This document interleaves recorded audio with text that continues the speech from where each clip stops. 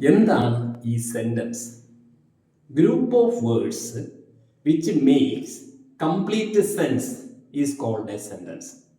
അതായത് ഒരു കൂട്ടം വാക്കുകൾ ചേർന്ന് അവയ്ക്കൊരു പൂർണ്ണ അർത്ഥം പ്രദാനം ചെയ്യാൻ കഴിയുന്നു എങ്കിൽ നമുക്ക് അതിനെ സെന്റൻസ് എന്ന് പറയാം. ഇംഗ്ലീഷിൽ സെന്റൻസുകൾ 4 കാറ്റഗറിയിലുണ്ട്. ഒന്ന് ഡിക്ലറേറ്റീവ് സെന്റൻസ് അഥവാ അസർട്ടീവ് സെന്റൻസ് എന്ന് പറഞ്ഞാൽ sentence used to make assertion or declaration. ഒന്ന് ഇന്നതാണ് എന്ന് പ്രഖ്യാപിക്കുക. That is this is a chair, that is a bike. ഇങ്ങനെയൊക്കെയുള്ള സെന്റൻസുകളാണ് അസർട്ടീവ് സെന്റൻസ് എന്ന് പറയുന്നത്. 2 imperative sentence.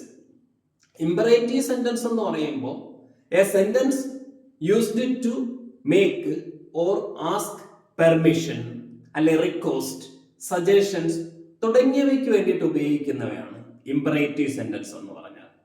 Third one is interrogative sentence. Interrogative sentence എന്ന് പറഞ്ഞാൽ sentences used to ask questions, ചോദ്യങ്ങൾ ചോദിക്കാനായിട്ട് അല്ലെങ്കിൽ ചോദ്യങ്ങൾ രൂപീകരിക്കാനായിട്ട് ഉപയോഗിക്കുന്ന സെന്റൻസ് ആണ് ഇന്ററോഗേറ്റീവ് സെന്റൻസ് എന്ന് പറയുന്നത്.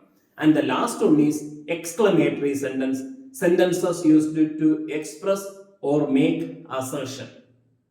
Thank you.